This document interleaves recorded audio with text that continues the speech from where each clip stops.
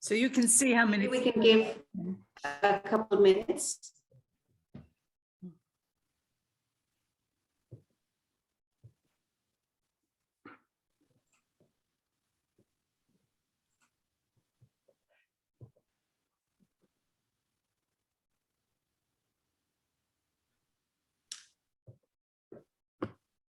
Okay,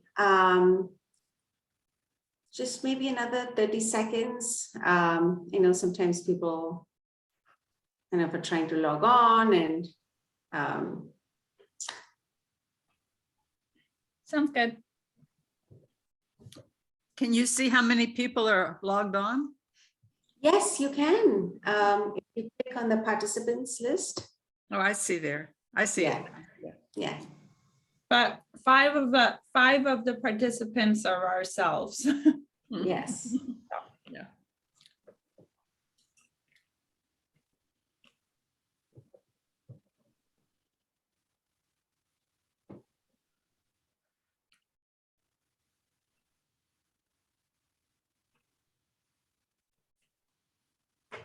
Okay, so let us begin this session. Welcome everyone, ASSA online, and hopefully very soon we will be able to resume in-person conferences and be able to see each other.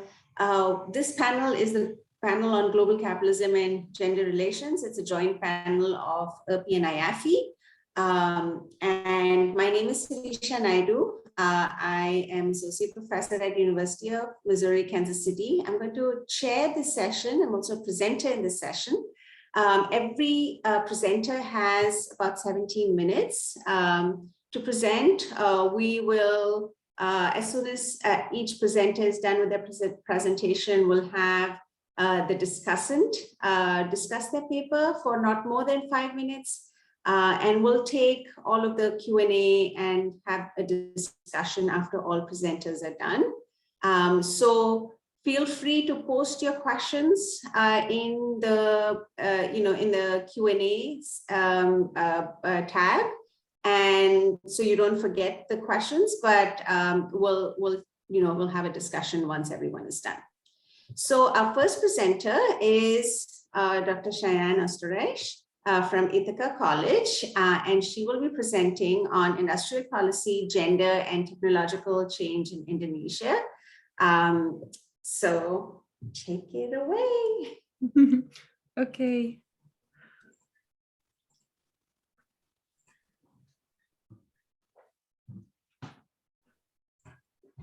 Okay, can I just confirm you guys can see like the regular presentation, right? You can, I mean, we can. Okay, great. It's not very large. What do you mean? It's not full screen. It's for me. Okay. There, that's better. Yeah. Okay. All right. All right. Well, thank you, everybody. And I want to say that this is an early work or early project on this, early presentation on this project. And so I only sent Juliana a PowerPoint, so I don't have a full paper because I'm still putting together the main points. So I will not expect a lot of detailed comments because she didn't get a detailed paper. But so this paper is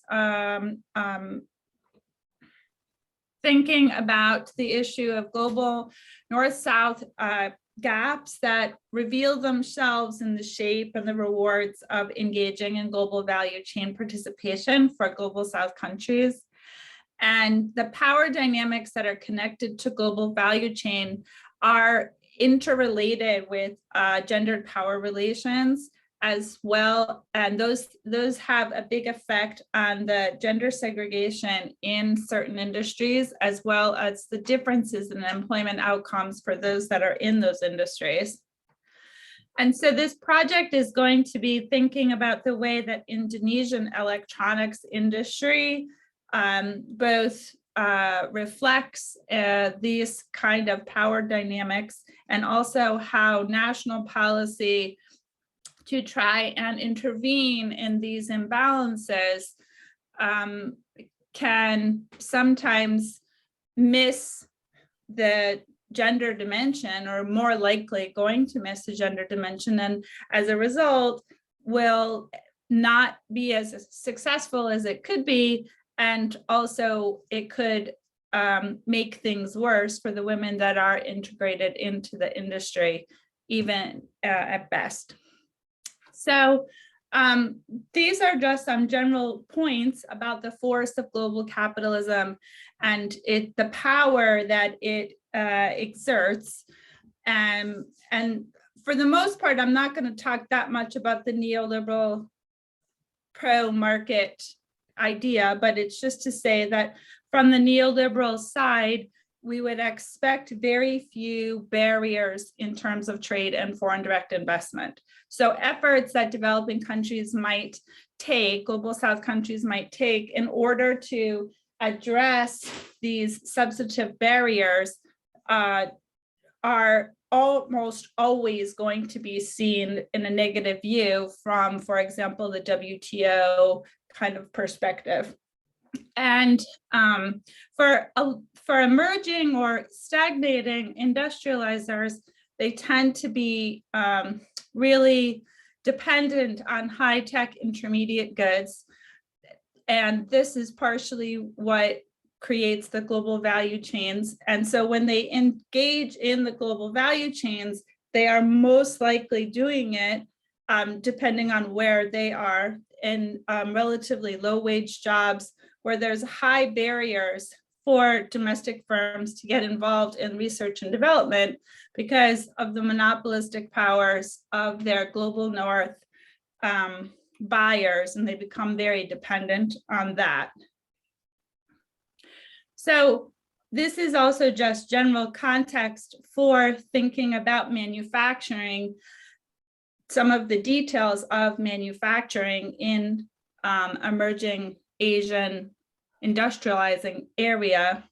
And so I want to highlight that these gaps are rooted in, Bretton Woods conditionality and structural adjustments and IMF arrangements that sort of required bits and pieces of opening up and retaining very little national policy on issues related to foreign direct investment or trade.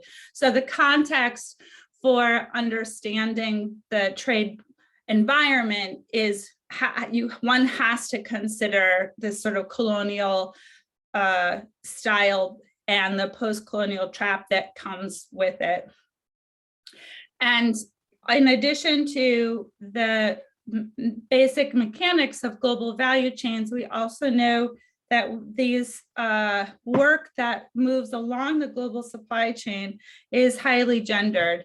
And basically that the labor markets are overlap with the ways in which monopolistic or oligopolistic market structure affects the potential for profits and research and development. So if you are on a more perfectly or price competitive side of the production process, you are not earning profits that are going to be reinvested for R&D.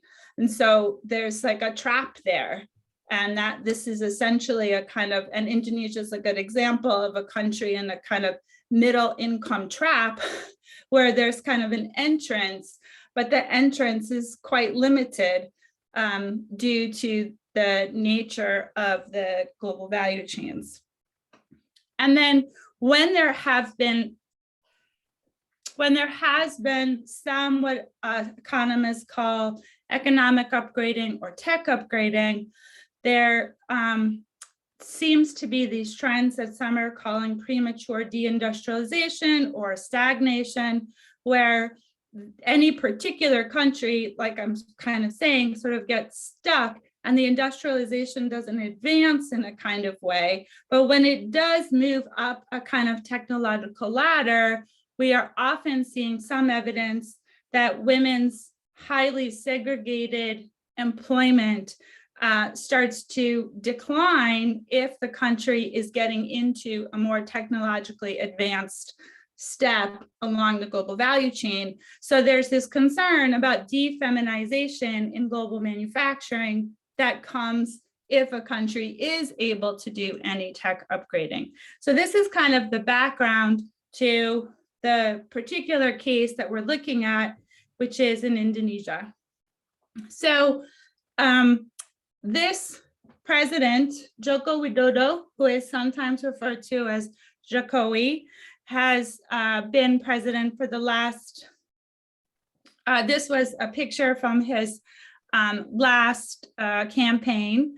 And in some ways, he's a very modern, popular globalist, sort of has an aesthetic that's kind of like Obama-like.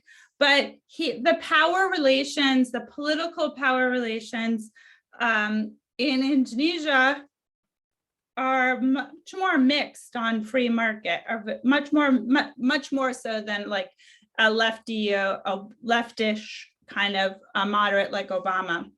And so he has been interested in, well, he has this sort of mixed personality of welcoming foreign direct investment. He wants foreign direct investment from every place, but he also has an interest in using industrial policy to create more domestic power in the global markets. So they have done things like try to increase profit sharing rules with foreign partners. There's large global American and European mining contracts that have been in place in Indonesia for a very long time. And Jokowi's administration has tried to separate those relations so that there would be more national control over these industries. And also in this particular case, put some more local requirements to create more domestic linkages. And so just as a quick overview of what the global value chain kind of looks like, we have high value added sectors on the very left and very right of this image. And that's where the highest profits and the most market power rest. Whereas at the kind of bottom of the U, we have what developing countries, global South countries are often engaging in the global value chain there at the bottom. And at the very bottom, there's often a lot of gender segregation. And obviously this varies depending on what kind of industry we're in. But electronics are the largest export sector in the whole ASEAN community. However, Indonesia is a part of that, but playing a relatively small role and wants to have a bigger role. So this is another one of these global value chains, what's called the SMILE curve, that highlights electronics in particular. And the box that I have hit here sort of covers a little bit of, roughly speaking, the area in electronics that Indonesia currently has.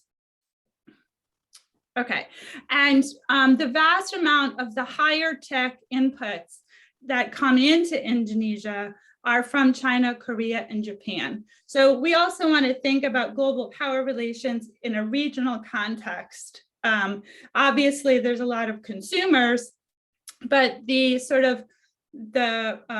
market structure isn't just like United States and Europe versus Indonesia. The market power relations are affected by regional play. So I just want to talk now about this one particular effort, which are called local content rules, and that I'm interested in. And that is when countries try to make it so that like a foreign firm has to use, a foreign or a joint venture firm has to use some local economic activity. And fundamentally, these rules are sometimes written overly generally, too generally, or too specifically, and so they won't capture. But the idea is to protect local industry and try to generate some innovative capacity. And there has been a fair amount of research on the effect on thinking about the gender dimensions of local content rules. Most of that is in the extractive industries, where countries are trying to do what Indonesia has done, which is try and wrestle back profits and market power from large global mining companies and try to retain. But if they don't pay attention to the gender dimensions of employment within mining, or the terribly named artisanal mining and the informal mining that contributes to the extractive sectors, they may miss important pieces. There's not very much scholarship on local content rules in manufacturing, or not that I have found yet. I'm sure there may be more, I just haven't found it. So we did, 5 minutes left. yes, thank you. So in Indonesia, we see that they have put some rules on, and interestingly, in 2016, they put some local content rules on the electronic sector, and actually many other sectors, but this is focusing on electronics. And interestingly, there's two ways to meet the rules. One is that you have 30 to 40% value of the goods and services sourced from Indonesia, either Indonesian people or working at those firms, or products that are produced in Indonesia. But you can also get to this by making a huge cash injection into some kind of R&D investment. So it's a kind of an interesting side path for the local content rules. So for example, Apple made a very large not a donation, but a very large sort of gift type of thing into an R&D project, which allowed the government to say, okay, so this particular area is meeting the spirit of this. Critics, and I'm not going to get into the Washington consensus type critics, but critics who are rooting for this to work would suggest that you can't just fix this technological gap with a policy, one single policy like this. It needs to be integrated into a national plan to develop R&D or innovation. Just changing this rule isn't going to by itself create a bunch of competitive local suppliers, for example. So I want to skip to my conclusions, but I really want to demonstrate here two things. One is, so these are the top 6 electronic sectors in Indonesia, and components, TV, radio, wiring, domestic appliances, telecom, which is where we have mobile phones, and the computer's peripheral assembly. And this picture right here is showing us the female labor force participation rate in these 6 areas, and you can see that the actually labor force participation in these sectors is quite high. So there's a great deal of segregation, particularly in components and semiconductors, and increasingly in telecom and computers and peripheral. And those are some of the areas where the local content rule it was to be affecting.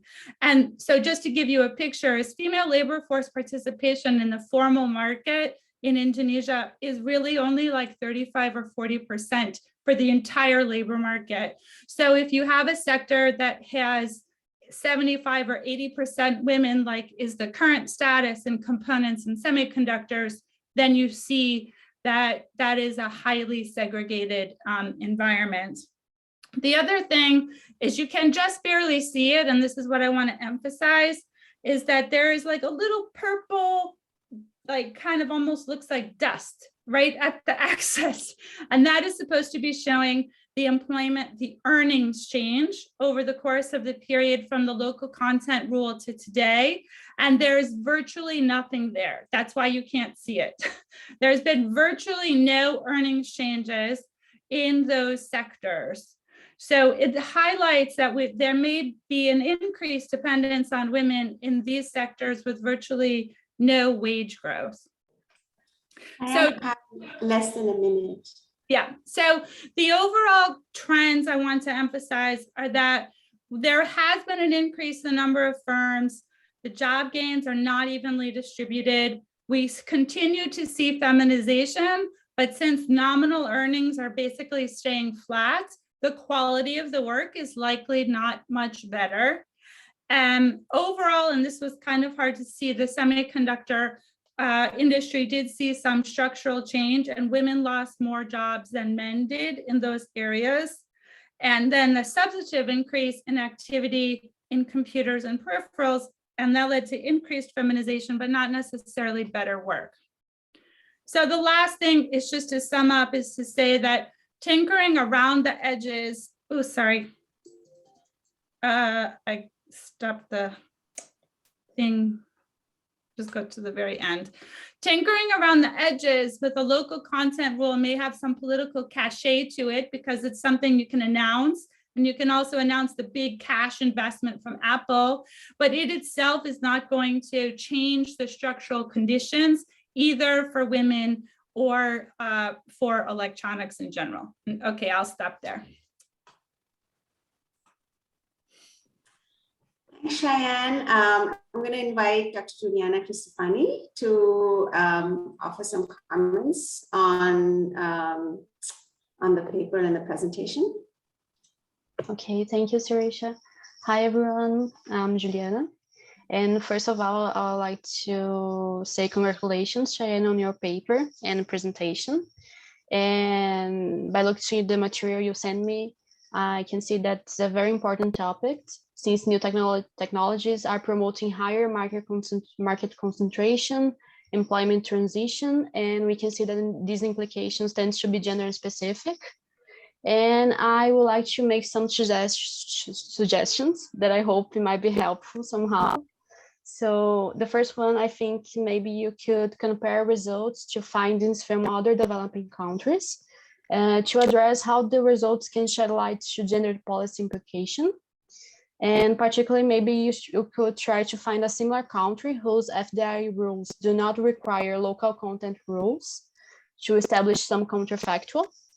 And I think that maybe, I understand that the electronics sector is the one that is more affected by this policy in Indonesia, but I think that maybe you could consider to check implications to gender employment outcomes in other sectors as well to compare the results.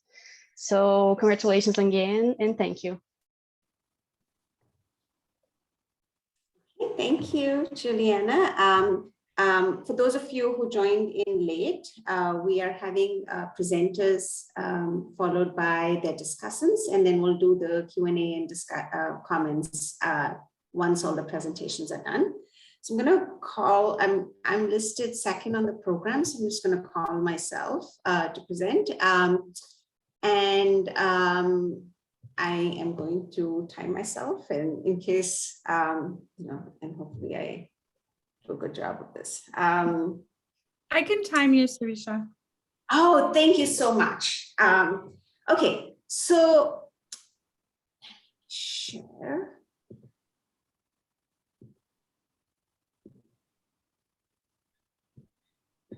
Okay, so this is a joint paper that is co-authored with Smriti Rao of Assumption University, and I'm Sureisha Naidu, and I'm at University of Missouri, Kansas City. And the paper really, we wanted to explore what it means, what does it mean for working people in India, or particularly in rural India, in terms of reproducing themselves through the contradictions of class, caste, and gender. And there is this very extensive literature that documents, sort of Marxist perspectives on how to understand work, and even as specific conditions of economies around the world have challenged and expanded this understanding, we don't, we're still trying to grapple with what does it mean? What does work mean? And particularly in the global South, where, we never had like standard employment relationships, and the degree of informalization has only increased. So in the Indian context, there's been sort of vigorous discussions, for decades now about informalization and casualization, and more recently, even in a special issue of the RRP, there was this discussion of whether there's increased precarity. Others have talked about it in terms of relative surplus population, or whether processes may be characterized as petty commodity production, or are they subsumed labor? And so there's all of this rich discussion that's happening within this literature.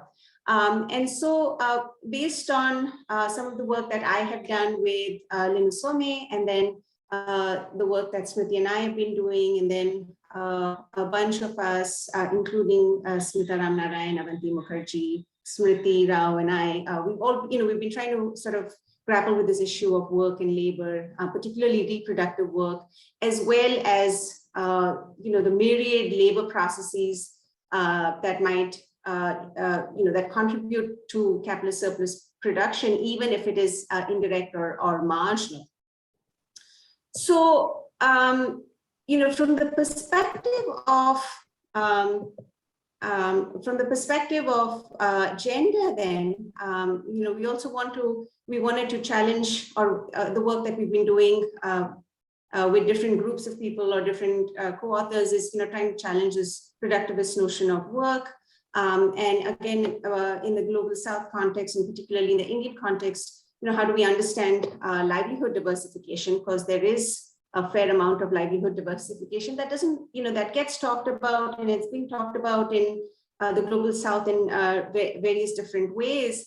But for our purpose, the thing that we really wanted to address is that different members of a household may be engaged in different and maybe potentially contradictory class relations. Even a single member of the household may switch from one labor process to another labor process. So the idea being that labor itself may be a site of multiple contradictions. Feminist political economy, of course, has tried to sort of grapple with that. How do we understand that? So for instance, Bridget O'Loughlin reminds us that this distinction between production and reproduction, and I'm quoting her, is an ideological product of the sharp division between labor and labor power under capitalism, where the latter becomes a commodity that can be bought and sold. And similarly, this issue of, how do we understand class, or how do we gender class is something that Carmen Diane has also brought up, and for the global South, and then in the Indian context, there's also literature on the relationship between caste and labor. How do we understand that? And particularly, people have talked about how, in the context of caste, this particularly reproductive work, and sometimes what is called as dirty work, that is undertaken by people of lower castes, and particularly women of lower castes. And there's this contradiction between, there's a stigma associated with even paid labor. And so there's this contradiction between, this valuation or the devaluation of work and labor that happens when it becomes caste-based. So really what we wanted to do is try to class gender a little bit, and try and get to some of this overlapping and contradictory social relations of production, which we think is, and I suspect all of us do, but which we think is very important to understanding labor processes in India and in the global South. And particularly labor processes that working people engage in. And the definition that I'm using here of working people is something that Isa Shivji has talked about, and essentially talks about working people not just as proletariats, but also semi-proletariats and those engaged in petty commodity production and various other kinds of work in order to sustain themselves, in order to survive, etc. So, really what we wanted to do is look at the Indian Time Use Survey and see to what extent it allows us to talk a little bit more about what we want to do, which is gendering class and hopefully classing gender as well. Also then, you can't really get away by not, you need to talk about caste. And what we end up finding is that the Indian Time Use Survey doesn't really allow us to talk about caste very extensively. So we don't incorporate the role of generational and spatial relations, but we do know that's important, but that's not something that we have particularly dealt with in this paper. And in terms of the literature, we're drawing from the literature on social reproduction, also the literature on time use and time use surveys, and the literature on class and labor. Again, as a way of, like to what degree can we push the envelope a little bit, or at least generate some form of discussion. I'm going to skip that slide. So the Indian Time Use Survey, pretty significant because this is the first national Indian Time Use Survey that was conducted. There was one pilot survey that was conducted in the late 1990s. Pretty extensive work, some criticisms, uses 24 hours recall period. We're really interested in the rural, in rural India or households located in rural India, and that's where we kind of, we limit our analysis. And the idea being that as opposed to more conventional measures of work, production, etc., the time use survey, is a little more expansive. It allows us to talk about issues that sometimes, even political economists miss, but particularly within the policy discussions, there isn't much discussion on reproduction. And what we'll find, or what I'll talk about, is there's some things that are pretty significant. Rural working age individuals is what we've restricted our analysis to, and 4 categories of work that the time use survey provides, which is employment and related activities, production of goods for own final use, unpaid domestic services, and unpaid caregiving services. And I'm happy to talk about any of them if people want to during Q&A, but I just want to sort of get through some of these issues. So in terms of the labor processes, we're trying to get to some degree, to the extent that the time use survey allows us, to get to what kinds of labor processes can we discuss, or can we talk about. The time use survey itself is a static, it's a snapshot. So we can't talk about the sort of the dynamic aspect of it, but I also the understanding that class is located in sort of labor processes as opposed to what conventionally has been done, which is conventionally, at least in the Indian context, people have derived class from land or from employment categories. And in this paper, we take a combination of the two and talk about class categories as large farmers, salaried rural agricultural producers, small farmers, non-agricultural workers, and agricultural workers. I'm sorry if I'm skipping over more detailed discussions, but on how we define these class categories. But again, happy to do that during Q&A.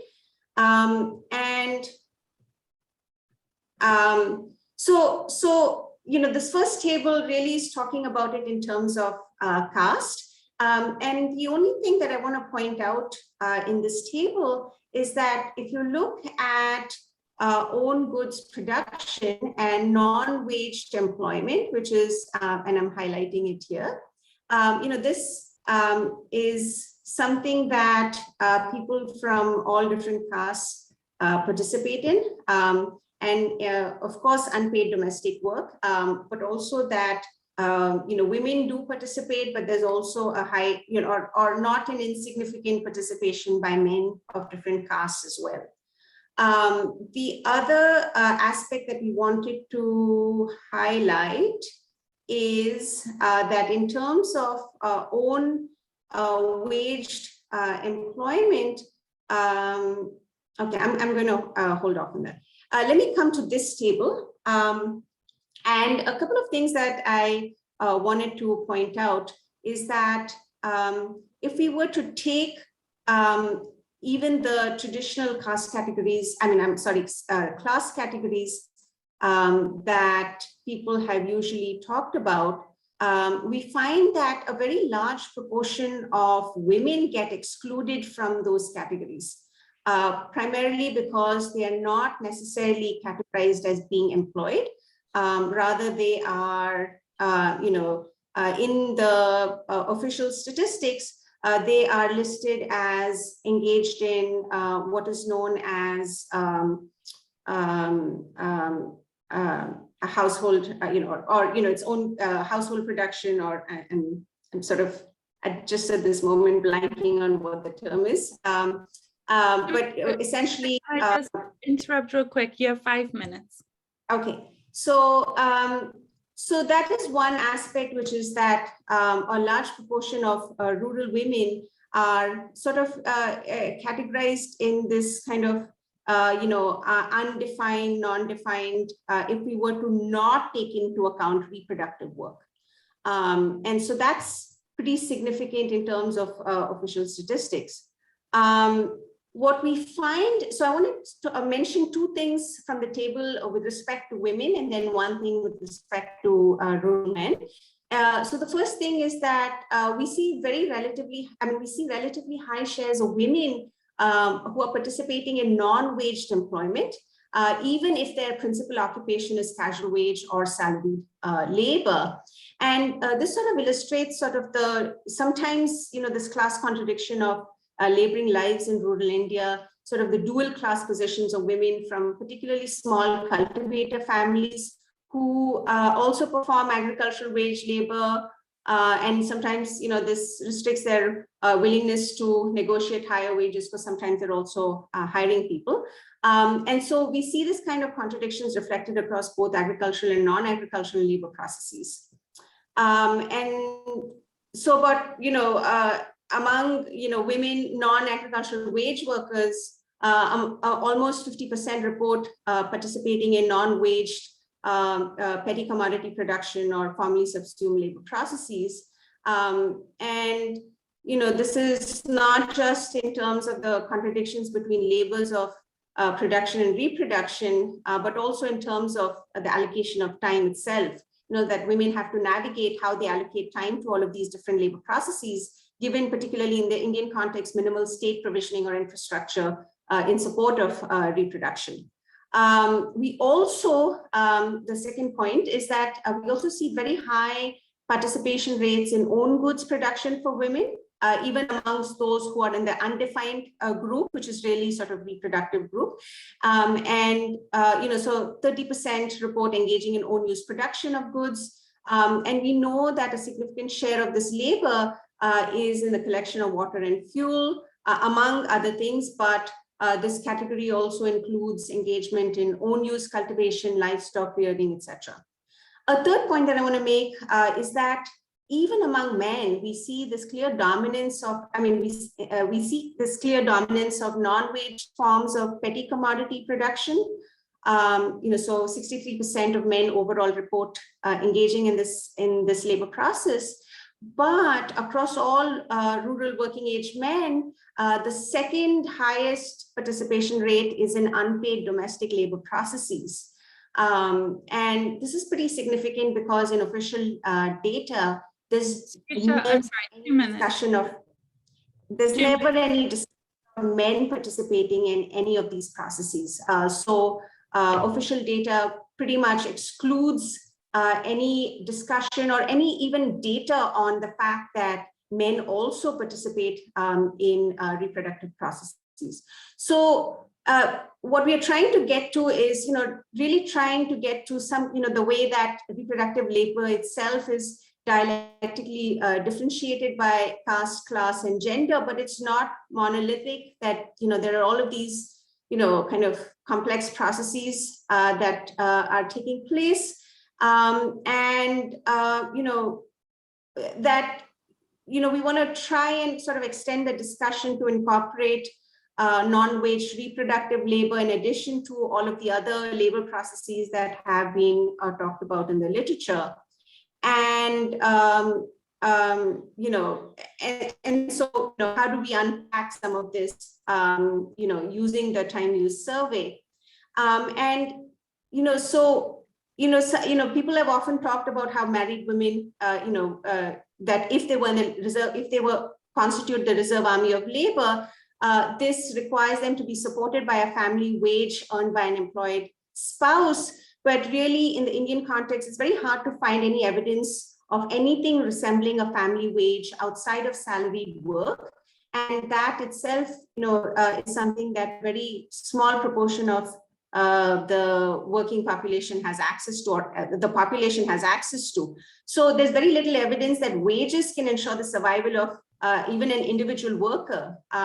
So even where large numbers of women appear to be at home engaged in, and in the Indian context, they talk about it as status production, or things that don't get talked about. From the work that we have done, that I've done, or the work that or people's have written individually, but also done collectively, and also from the Indian Time Use Survey, what we find is that that both subsistence and reproductive labor support the population of rural India, and that that women engage in kind of unpaid domestic work, and men engage in this unpaid domestic work, not necessarily just reserve army of labor, supported by the wage paid to family members, but really as they're actively laboring in these activities on these labor processes to prevent what would otherwise be destitution and a failure to reproduce themselves.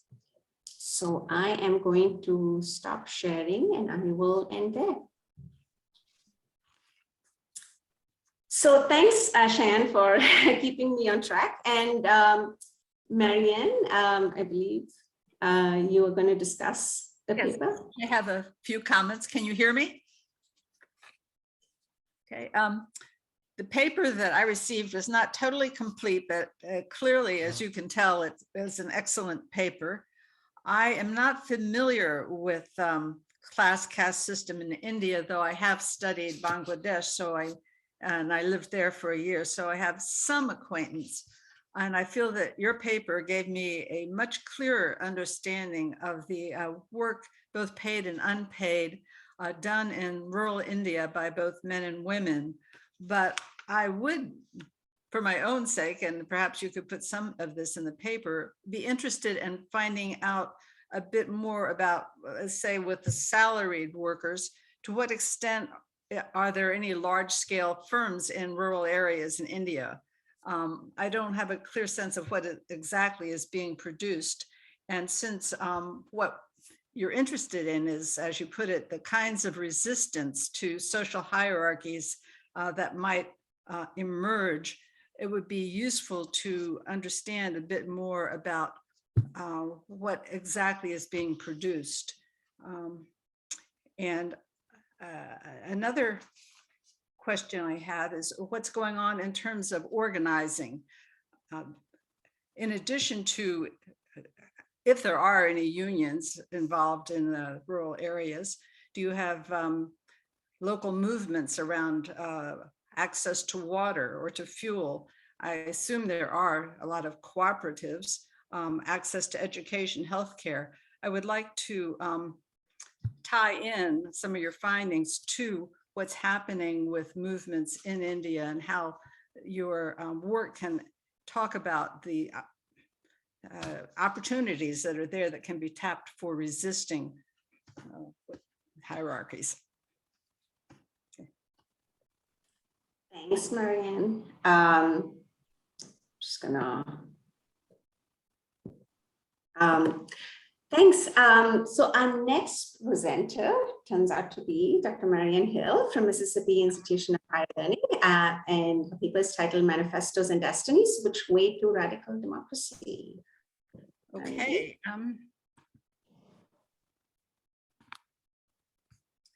And I am retired now, and I'm in Maine, so I'm more associated with Maine than Mississippi. But in any case, I want to begin by mentioning my motivation for this paper, I strongly believe that our work as radical economists should be done in light of what our final goals are and how we might achieve those goals. And I think our final goal that we all want would be some post-capitalist solidarity society. And that key to getting there would be to, we need hegemonic change. And I believe that this will begin with a movement towards radical democracy.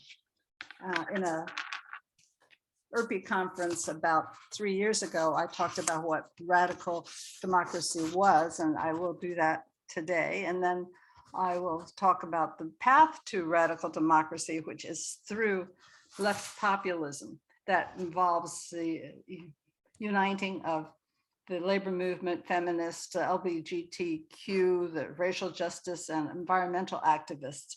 Can we unite all of these in a common project of social change?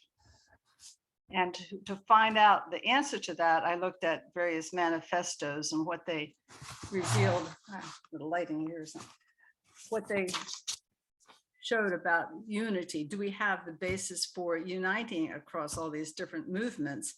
And I was surprised that there did not seem to be a common agenda. Every group had its own focus. And even though I assume everyone agreed with the idea of deeper democracy and sustainability, in their statements and in their websites and in their work, that was not clear. But clearly, coalition work is critical, especially as we come out of this pandemic. We need to work together. And I think if the agenda isn't the answer, then the process of getting to the agenda is critical. We need transparency, inclusivity, and accountability. So as to now to look at radical democracy. What is radical democracy? I rely on Chantal Mouffe, who talks about how radical democracy recovers and radicalizes institutions. It builds on democratic principles that we currently have, including universal suffrage, the separation of powers, free press, and so on. But the power relationships are different. Capitalists would no longer dominate political agendas. And I believe that in Sweden, after World War II, we did have periods of radical democracy. There were some impressively radical pieces of legislation that almost came up for a vote in their parliament. One would have given workers gradually entire control of the firms for which they worked. So this is not the kind of discussion that we would get today. But this form of democracy does not require consensus in decision-making, and there would still be a lot of debate, but there would not be antagonism. It would be reached at a national level. It does not have to be established internationally, though there would be support for other radical movements in other countries. Again, as I mentioned, the long-term goal would be a solidarity society. Marx spoke about from each according to his or her need, to each according to his or her ability. The Caring Manifesto talks about a society organized around the principle of care. But how do we get to there? We have to get through populism. And let's see, got out of sync with my slides there. How do we build the left populism? Well, the big problem of the left has been a rationalist framework, that we think that here's logically what we need to do. Here's a great economic program, and all the Democratic Party needs to do is, for example, have this wonderful agenda. People will get behind it and we'll have political change. But people don't look at a party platform and decide to support that party. There has to be the motivation. There has to be some identification with the group.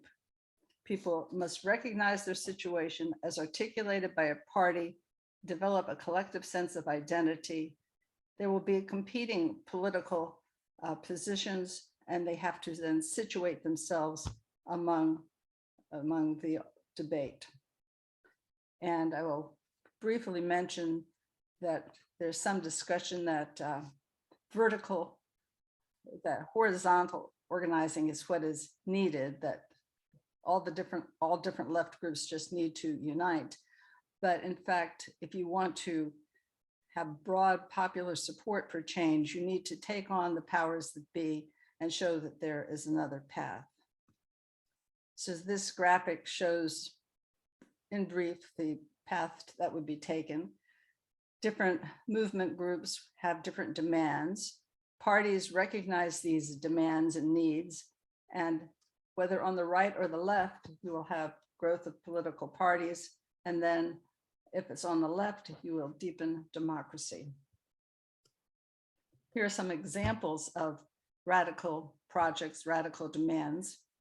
You have an end to global warming, for example, not easily done, greater economic security, deeper democracy, political, economic, and social, caring communities that have a commitment to the flourishing of people and planet.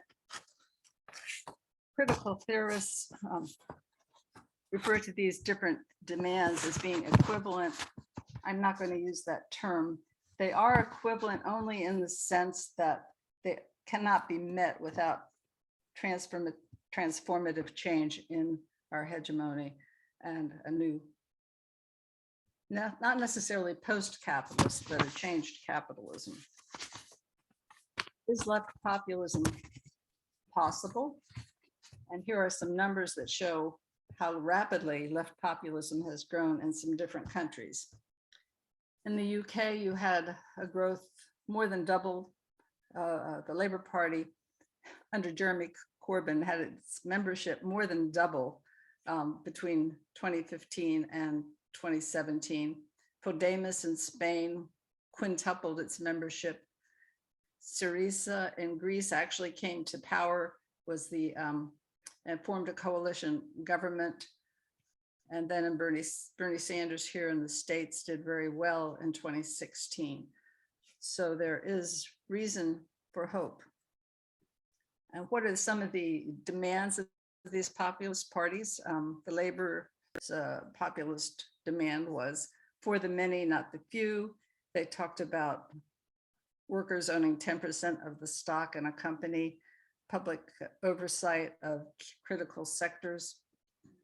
In the US, Elizabeth Warren talked about national charters for corporations. Employees in large firms should elect 40% of the board of directors.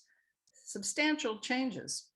In Spain, nationalizing of key sectors from energy to pharmaceuticals. And in Greece, the key was fighting the austerity programs that were being imposed by a trifecta of global banks. One of the things that stands out to my mind in all this is the importance of various movements in building left populism. Labor's demands, number 2 here, do not hold a privileged position. What demands emerge to unite a group depends on the historical circumstance. So what were some of the manifestos that I looked at?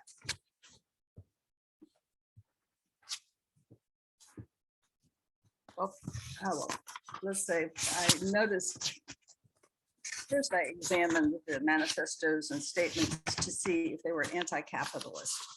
And very few of them had an explicitly, trying to get my lighting better.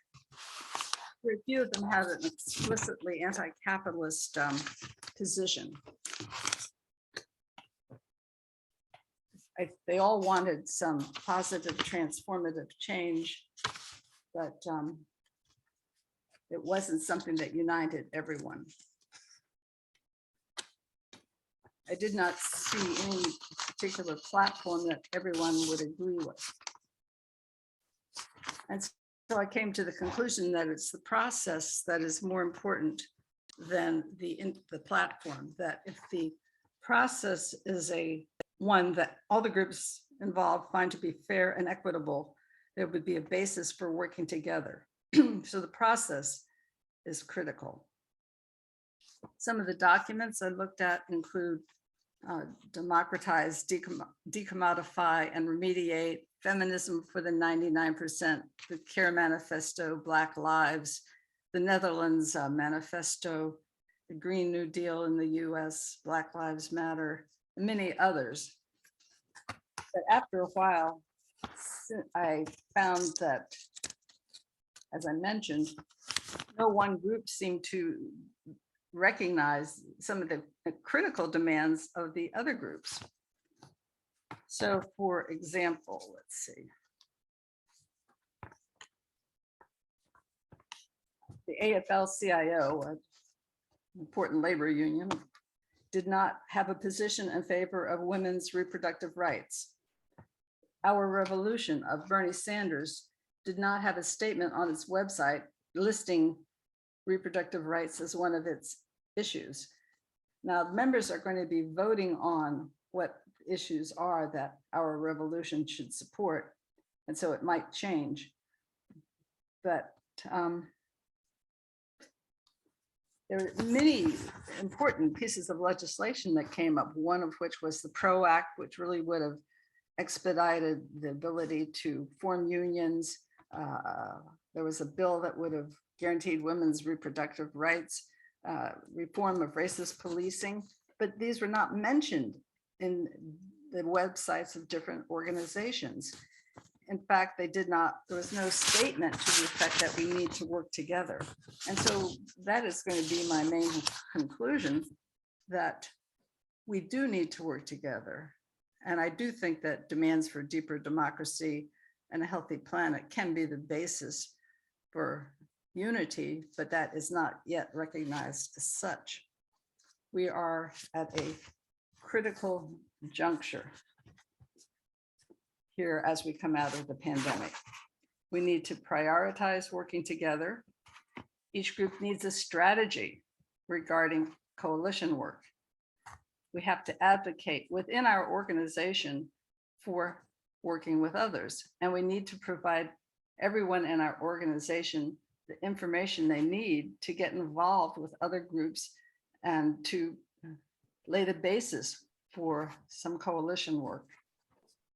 Left populism is possible.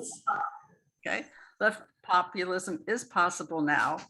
And as economists, when we present policy recommendations, we should keep this in mind. Recommendations which increase people's voice have special importance. We are divided. It is necessary to work at creating the sense of a political community in which caring for one another and the planet are shared concerns that rise above other goals. Successful coalition work requires that we ensure the rights of minorities during policy discussions. We need to take money out of the political process within our own organizations and coalitions so that we can ensure that debates will not be disrupted by groups that do not share our goals, progressive goals. I also think that the proponents of a caring solidarity society are many, and if united, progressives can indeed successfully wrest power from the wealthy few. What is needed is clarity, cohesion, and courage. And I also want to mention that I have a book forthcoming on this subject called Building a Solidarity Society. That's it. Okay, thank you, Marianne. Cheyenne, would you discuss? Yes, I just paper? just to keep my thoughts together, I made a very short slides here. Thank you, Marianne, for all the incredible work that went into that. I think you provide really interesting historical and contemporary look at the landscape of leftist coalition building. And you do have a regular attention to issues of labor and of equity, and you think you mention equity in a variety of ways. And I also really like the way in which you point to how process from within organizing matters more or the same or more than the specific goals. And that sort of bridges into some suggestions or questions I would have. And that has to do with like the process, the very initial agenda is caught up with who is there. So it is not uncommon. You see this in small operations at our workplaces where a bunch of people interested in something are like, let's get together. And then you start to, and then you're like, this is what our group is going to be about. And then you start to say, do you want to join us? But if people weren't, there's a bit of a conundrum about who is joining. Are you asking people to join after you've already essentially defined what they're joining? So there's like a bit of a chicken and egg.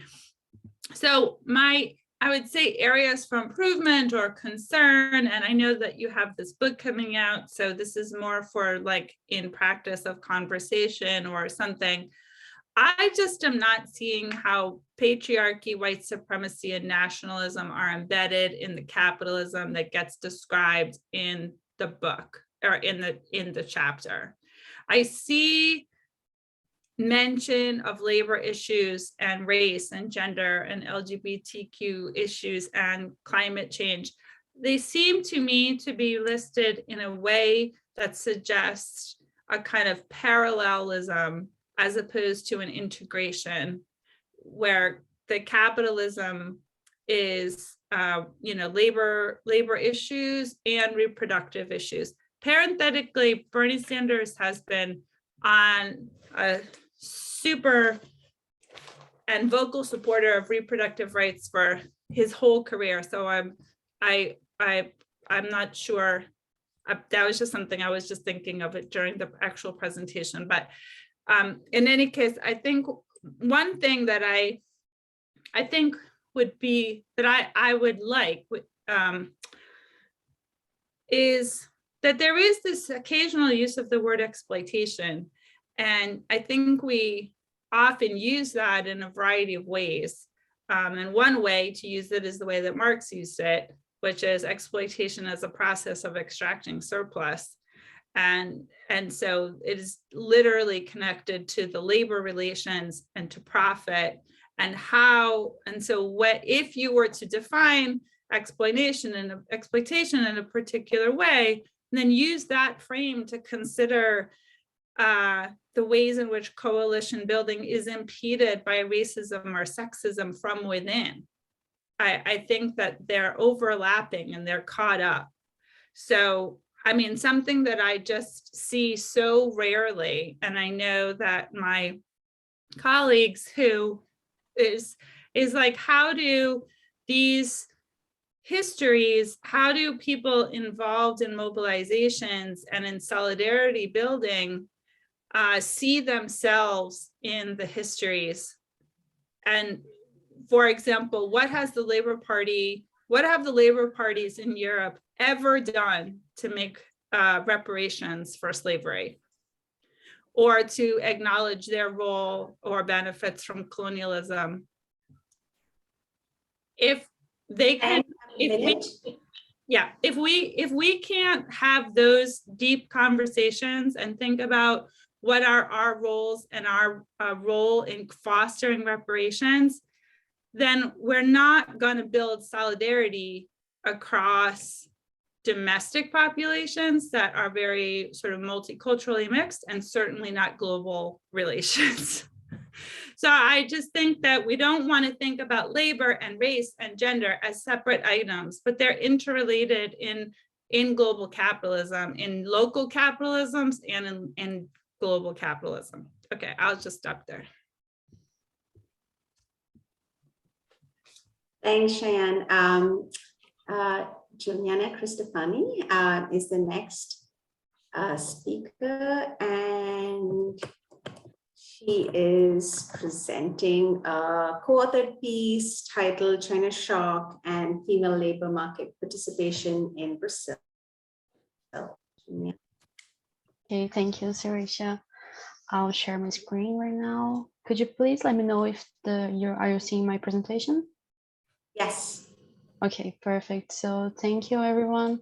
So I'm here to present a paper which is originated by my master thesis, which I got from Federal University of ABC in Brazil, and I made with the co-authors Ana Fava and Monica Kuahara. So this presentation is organized as follows. First, I'll talk a little bit about the context of China's shock in Brazilian formal labor markets, discussing some of the related literature. Then I'll explain our empirical strategy we use, and then show some data and main results. And I will bring some final remarks as well. So talking about the context and motivations for this paper, in last century's final years, China has experienced a fast and unexpected economic growth, and it started to expand its trade relations with many countries, and it originated the China shock. But in Brazil, we can see that the China shock effects are spread by two different channels. So the first one was a rise of commodities exports from Brazil to China, and the other one was a rise of manufacturing imports from China to Brazil. So as we can see here in the first graph, we have the trade flows between Brazil and China during years 1995 to 2013. And as we can see here, both of these trade flows in these countries were very increasing during years 2000 and 2013. And in a similar period, we can observe that the Brazilian formal labor market also grew, with more women occupying this kind of job. So here in this graph, we have the proportion of formal women by sector in years 2000 and 2013. And we can see two different trends here in this graph. The first one is that we can see that women are much more concentrated in services activities here in Brazil. And when we look to the sectors which were more directly affected by China shock in thesis, we can see that there was an increase in the participation of relative participation of women here. So by taking those two different dimensions, we wanted to know if there's a causal relationship between China shock and the participation of women in the Brazilian formal labor market between years 2000 and 2013. And here we are trying to answer two different questions. The first one is if the China shock increased women's participation in the formal labor market. And we would like to understand if this shock also increased formal women's wages when we compare to their male counterparts. So here we have the related literature, and in Brazil, we had a trade liberalization policy in the 1990s, and it was based on import tariff reduction. And many papers has shown that this trade shock was very negative for the workforce from more exposed industries and microregions. And these workers have experienced a loss of jobs and wages. And then after a few years later, we had the China shock. And in US, we can see that the results were well documented. And they show that the effects for manufacturing workers were negative, with losses of jobs and wages. But in Brazil, we can see that there was a very different dynamic since we had two different channels affecting Brazil. So in this paper, we could see that the exports channel tends to benefit workers, while the imports channel doesn't. So here we also find some literature of how trade shocks affect women in Brazil. They're very recent, and we only found like 3 papers so far about this subject. And they are usually analyzing how the imports channel affects women. So here we are trying to contribute to this literature by looking to 2 different channels, how these export and imports channels affects women's employment in Brazil. So talking a little bit about our empirical strategy, we are using an estimation of the effects of China shock on formal women's outcomes in Brazil, actually in each Brazilian microregion, which is a geographic, it's a division of the Brazilian territory based on some characteristics that they have in common among them. So we use data from the Brazilian formal labor market census, which is called HICE. And we also use some data from the BACI database, which has some trade flows between countries. So here we have our equation, or regression equation. In this side, we have our outcomes, which assumes two different formats. The first one is the relative participation of women. So here we have the variation between years 2000 and 2013 of the proportion of formalized women by microregion. And here we also have the variation in the gender wage ratio by microregion between female and male workers. And the other side of the equation, we have our China shock metrics. Here we have this IS represents the imports channel. And in this other one, we have the exports channel. And they are basically metrics of how each Brazilian microregion was exposed to trade with China. And to calculate those measures, we are using the variation in trade flows between Brazil and China in years 2000 and 2013. Here we have imports from China to Brazil, and here we have the exports from Brazil to China. And both of these measures, they are weighted by the characteristics of the formal labor market in Brazil during the initial period, which is year 2000. And to complete our model, we use some covariates by microregion in 2000, such as average age, the proportion of workers with high school or college education, these workers' average wages, a cubic polynomial of income per capita, and we also use the employment of women in logarithmic terms. And to complete our strategy, we are also using some instrumental variables. So to make sure that our China shock metrics aren't capturing other factors that happen in Brazil in that same period. So the only difference between these measures and the previous ones is that it's on the trade flows we consider here. So here we're now considering how China has, the trade flows between China and all other countries of our database, and excluding Brazil from this amount of countries. And here we have the geographic distribution of China shock metrics. So these two graphs, these two images of Brazilian map, we can see that each Brazilian microregion was differently affected by the China shock. So here we have the effects of the imports channel, and in the other side we have the exports channel effects on each Brazilian microregion. And here in this other table, we have the descriptive information of the variables we are using in our model. So here in the first block, we have our dependent variables, followed by our China shock metrics. And then we have the characteristics of our sample during year 2000.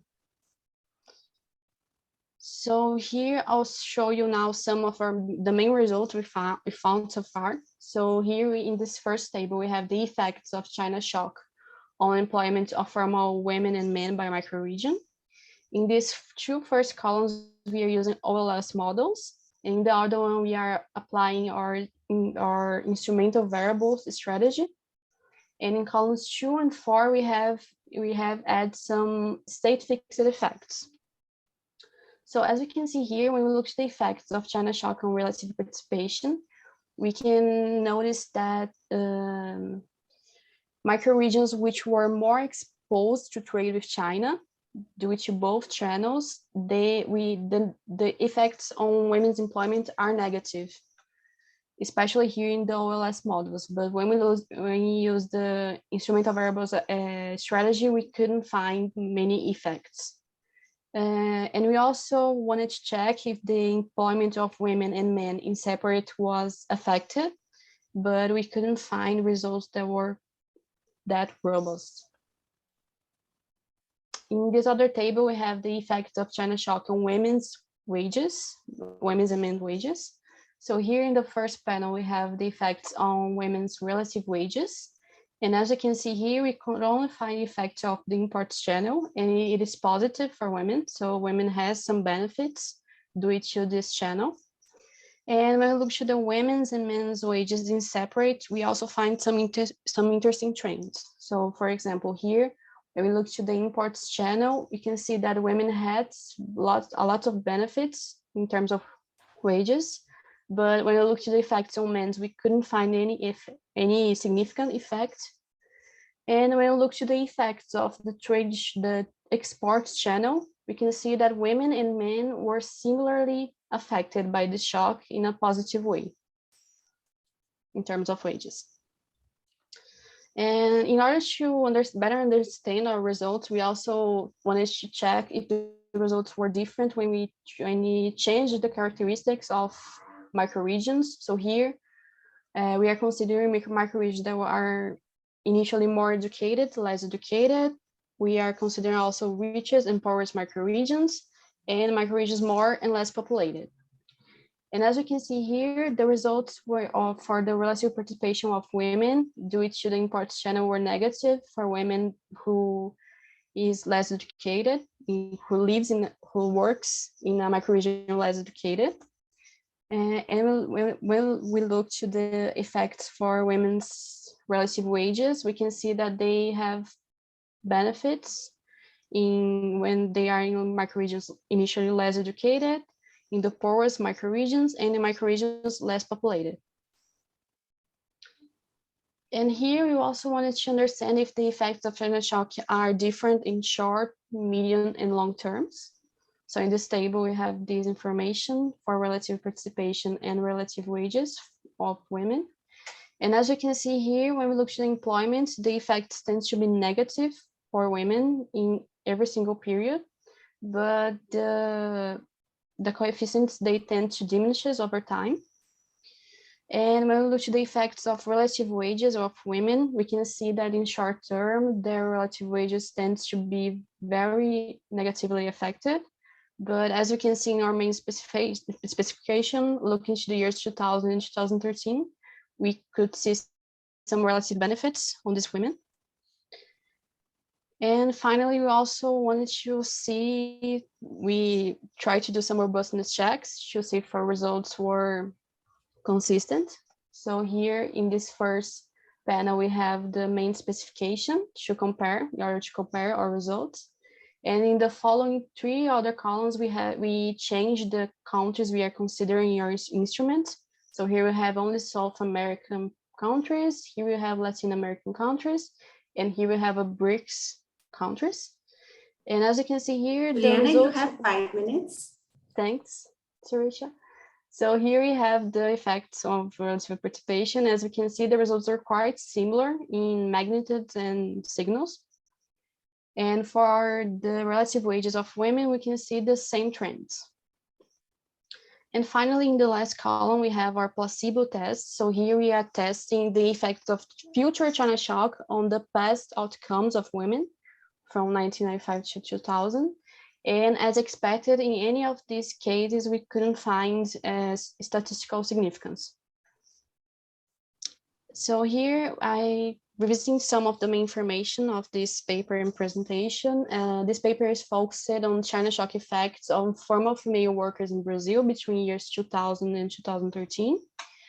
And as main results, we could find that regarding the imports channel, in microregions which were more exposed to trade with China, this shock worsened the women's entry in the formal labor market. But for those women who remain in the formal market, there was a relative improvement in terms of wages. And regarding the sports channel, we could see the effects of China shock were positive and similar for formal men and women's in terms of wages. And we also see some other interesting results when we test other characteristics on microregions. And we also see some differences in results when we look to the short, medium, and long terms. So these are the main references we are using in your paper. And thank you. If you wanted to contact us to talk about the paper, I will be very interested in this. And if you have any comments, suggestions, or doubt, they will be very welcome right now. So thank you very much.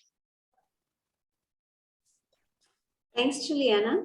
I'm going to offer some brief comments on the paper. That it was very interesting. I had a couple of questions. All of them are related, and they have to do a little bit more about sort of explanation of the context, but also explanation of the results as well.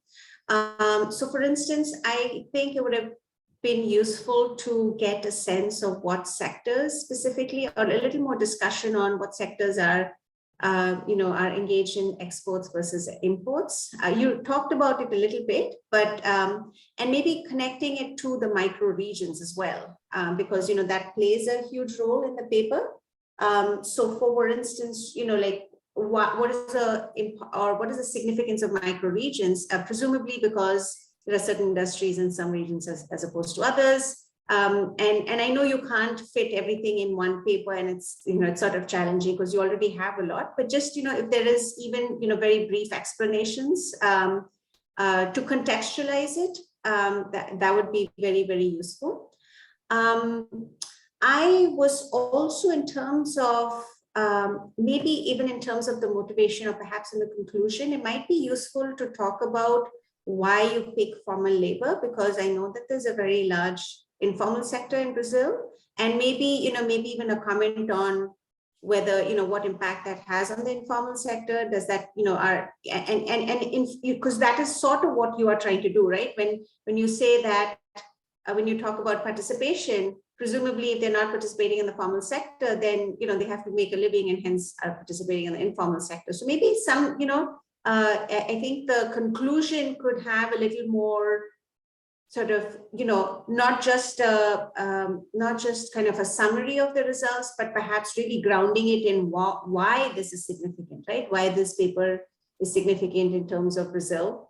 I also thought that, the paper could maybe, I think it would be useful for the reader to get a sense of why you think, certain effects are positive and certain are negative. Right. So when you talk about, for instance, relative participation, and you talk about this, you say that, it's not consistent, right? So there is negative impacts for relative participation, but positive for women's wages, though not in the short term, right? So there are all of these sort of very interesting issues that the econometric results are raising, and perhaps maybe offering sort of, like an offering some kind of understanding of, what do you think, what kinds of processes are occurring, and maybe grounding it in sort of the industries in which these processes are, or mechanisms and, processes, right? So I'm going to end there. So we have some time for Q&A, and I invite people to post questions, or I think that is how I can call on you, because this is a webinar. So I don't think there is a raise hand option. So if you want to raise your hand or post questions, I am, we have a comment. Thanks, Anna. And Patty, you had a question, but would you, so can you just, you want to ask it yourself? I don't know. Hazel, are the participants able to speak? They're not. No. Okay. Yes. Okay. So I'll read it out. And Patty Quake has asked, or her comment or in question is that interesting data, but not clear why anyone would expect the effect of China's increasing role to take a gendered neutral effect. How, if at all, would or should this affect the Brazilian government's relation with respect to China? So let's start with that. Are there other questions, other comments? Let's start with that, Juliana, if you want to take that. Okay, thank you, Patricia, for your question. So let me see. Sorry, but the question disappeared here. I'm sorry. I'm sorry. If you go to if you go to answered, and I can post it. Okay. Thank you. I'm not familiar to this Zoom device. Sorry. So okay.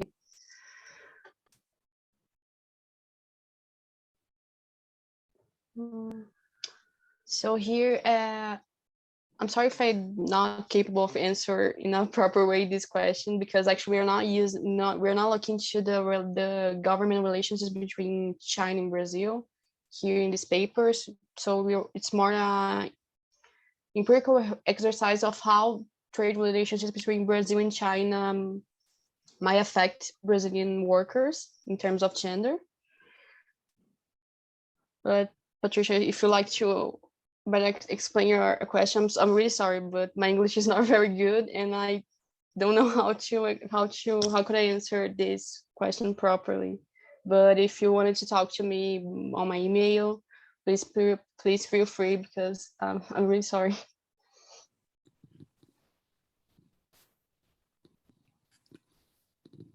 I think, Patty, I think I've given you the possibility to speak if you want to, and then I'll call on Cheyenne after that. Patty, are you able to say anything? I'm sorry. Oh, We can hear you now, Patty. Okay, if I can get in. No, I don't think I'm allowed to participate. I don't think it works that way. The audio, I mean, it's nice to have Patty here, but the audience, yeah, I think Patty's right. Unless you're gonna make everybody join the webinar. Undo it. Yeah.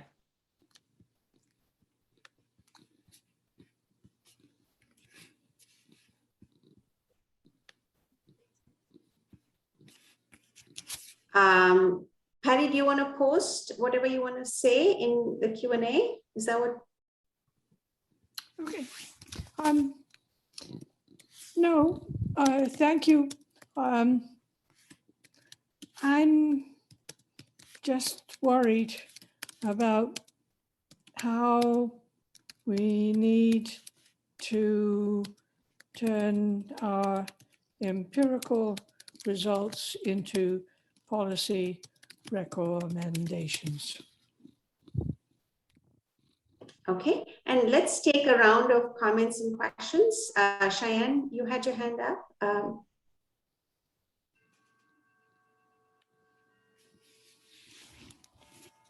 Yes, thank you. So I have a few comments, but I just wanted to reiterate, I kind of feel like Patty's comments are sort of similar to Surisha's in that it's important to understand what are the underlying reasons for these effects. Otherwise, you end up with what some call add women and stir. So, and also you have also added China and stirred. There's where I think, and what we mean by that is that you have like a China variable and you have a sex variable, and then the econometrics work, do their thing. But we don't really know what about the underlying political economy of China, its relationship to Brazil. What are the goods that are causing these differences? And what are the gender relations within Brazil and in the different regions that are creating the effects? Otherwise, it could be like you did in your robust checks. You're like, well, let's just substitute some other countries and see what the difference is. So in order to have some real kind of institutional or political economy meaning, we need to know more about why are you asking the question? And then as Patty says, what do we do with this information now? What would we recommend? Do we recommend some gender labor based anti-discrimination law? Do we think about the informal market and women's alternative employment activity like that? So I think those things would make the paper much fuller to go with the econometric exercise.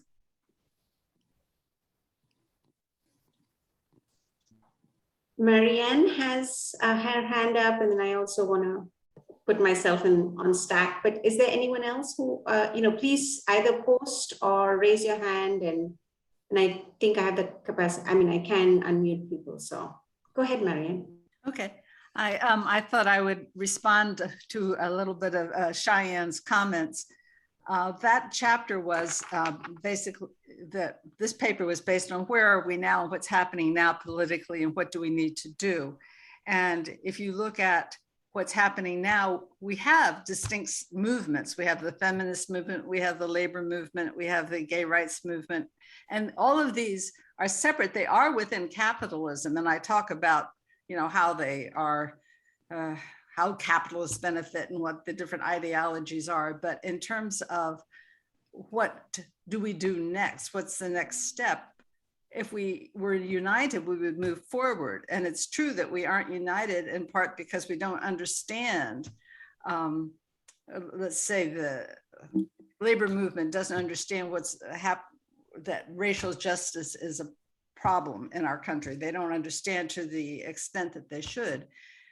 And every movement can learn from the other movements. And I think if we try to start working in coalition, that will force us to have these dialogues, and we'll learn more, and we will examine what is racism, what is institutionalized racism, what is sexism, and how does it permeate all of our institutions. I think that if we say that every movement has to begin an internal process of self-examination, you know, that's going to have limited success. But if you're trying to work together for a common goal, and you are confronted by other groups that say, look, you don't understand the problem, you know, and we have to make this more of a priority. And we talk about process and how we decide what needs to happen at the moment. I think that that kind of dialogue will move us forward. Thanks. There is, Patty has written, maybe we need to identify the specific major contradictions within our society and list them all. And today I think that is the need to confront white supremacy along with the attack on reproductive rights. I'll call on myself, and I wanted to, so my comment is again directed at Marianne. In one of your figures, you had how social movements kind of impact political parties, and I don't know if that's the word that you used, but I think that is what. And I'm, because there are so many different ways in which social movements operate, and in some cases, in some of the organizations that you listed, for instance, Our Revolution, etc., are in some ways tied to the political, the electoral process. But then, of course, there are so many social movements that are outside of that formal electoral process, even if they are desirous of pushing different political parties to act on, whatever it is that they think is important.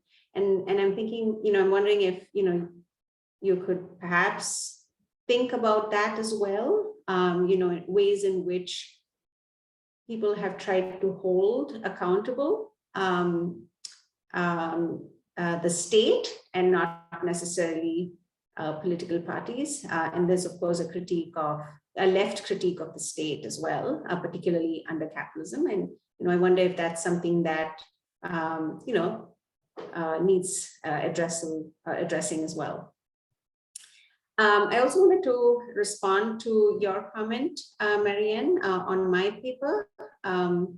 And you had asked to what extent are there large-scale firms in rural India? There aren't. Agriculture is one of the largest employers, particularly of women. So about greater than 90% of women, and particularly women in rural areas, are employed by agriculture, either self-employed or as agricultural workers, or small producers. But also in terms of India as a whole, more than 80% of the population is actually works in informal sector, not in the formal sector. So, it's sort of as much as this, so in the global south, of course, there's been, a long history of discussion on informalization and what is the role that it plays. And so I think that is where we were trying to, we're starting with that. But I take your point that, it would be better to discuss some of that as well. And forms of resistance. What are current forms of resistance? Yeah. Yes. So what I didn't get to, but we mentioned a little bit in the paper is that we're really interested in sort of looking at contingent solidarities. In what ways can rather than a sort of a more traditional class politics or a politics of the industrial working class, in what ways have people engaged in, especially if they're located in different or engaged in different class processes. How do we come together and talk about sort of a movement or a resistance? And people have done it, right? So we're not going to be we as in located in the Caribbean are not going to be able to, I'm not going to dictate to them what they are already doing, but we wanted to understand a little bit about what sort of push sort of the ways in which Marxists and Marxist feminists have understood and theorized labor processes, and add to some of that discussion. But yeah, I agree that is an important aspect, and we're hoping that some of this work that we're doing will sort of address sort of what is already happening, as opposed to us telling, we're not, but yeah, like it's all connected, and there's lots of really interesting things happening in India right now. Other questions and comments? Oh, I'm sorry. There is, Cheyenne has a hand raised. Anna, you said policy implications. I don't know if you mentioned something else too.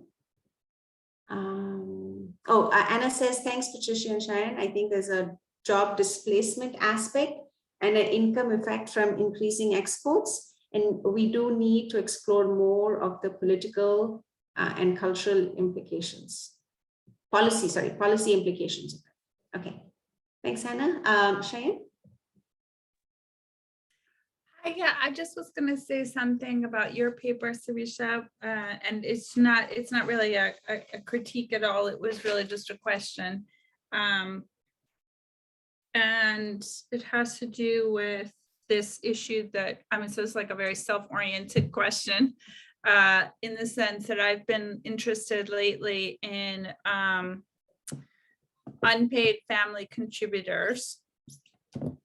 And that's yet another characteristic of we have labor force participation, and we have, I think, this brilliant idea of thinking about class in these more relevant and multidimensional ways, using time use data. And I'm also wondering about the gender, like getting at some of the gender hierarchies by thinking about this unpaid family contribution, because I've just find it so interesting, such an interesting and pervasive and worsening characteristic of small economic operations, whether they're in rural areas or in tiny little manufacturing, a micro operation with 5 employees that are doing manufacturing or whatever they're doing. There tends to be this increasing role for women playing unpaid family contributors.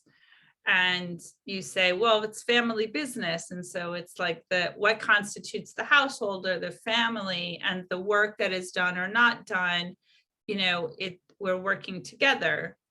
But when you actually look at the data, usually in time use data and in employment status data, men just do not do unpaid work for family business to the extent that women do. So anyway, it occurred to me when you looking at sort of the non-wage employment, or which I know is different than salaried and what have you. So anyway, it was just like a feature that I was thinking about when thinking about the households, is like when somebody's doing some any kind of income earning, work, formal or informal, how is women's time being spent there?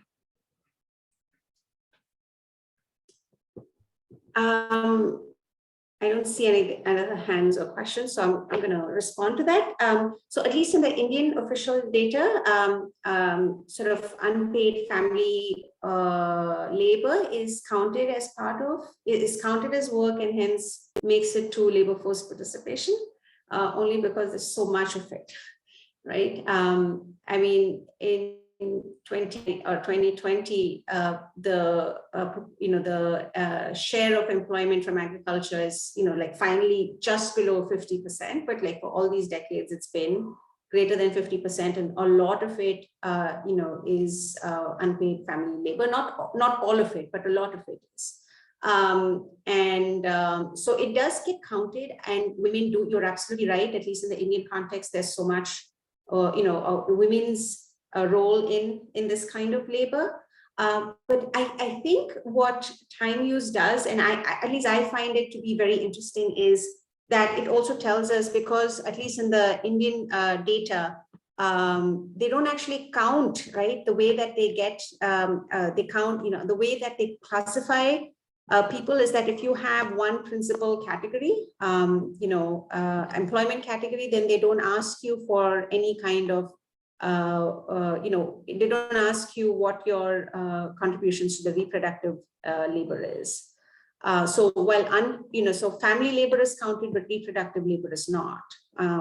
So if it's not for pay or profit, it doesn't get counted. And at least what the time use survey tells us is that men are also participating in this, right? So we're kind of undercounting not just the work that women are doing, but also the work that men are doing. And so that's one thing. And the other thing is that at least with the Indian time use survey, there's been criticism, and what Smriti and I have also found it a little challenging is that they haven't actually asked some of the questions that they had asked for some of the other surveys. That makes it hard for us to unpack what we would like to. So we've used different data sets, and the questions don't match up entirely. So they've done the time use survey, but they haven't asked any follow-up, which is a little frustrating, because this is the only national time use survey for India. And we wish that and not just Smriti and I, but many others who, we wish that they had also made it consistent with some of the other modules that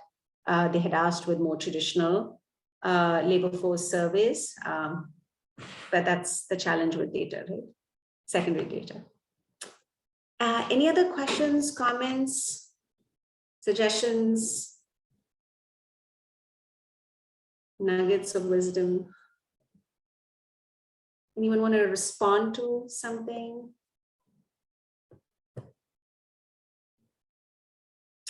If not, thank you so much, everyone, for presenting and for commenting and for being here and being part of the audience. And I hope you have a good rest of your conference. Take care. Thank you. Thanks, everybody. Nice to meet everyone. Yes. Nice to See you again, Sarisha. Bye. Bye, everyone.